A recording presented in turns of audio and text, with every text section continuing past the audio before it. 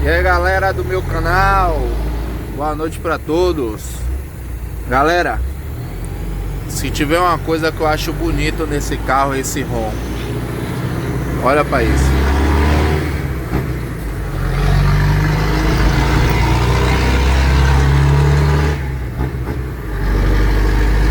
É muito bonito, é muito bonito. Eu acho lindo o ronco desse caminhão, velho. Muito bonito mesmo. O que vocês acharam? Escutem aí de novo. Ó. Chama!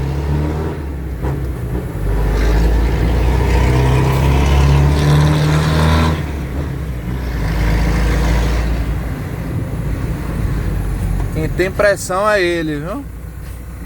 840 interculado. Quem anda é ele.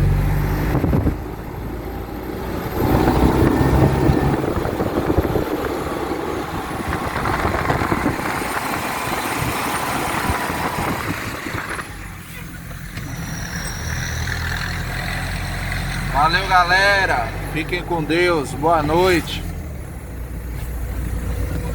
Dê um like e se inscreva no meu canal. Chegando em casa, graças a Deus, depois de mais um dia de trabalho.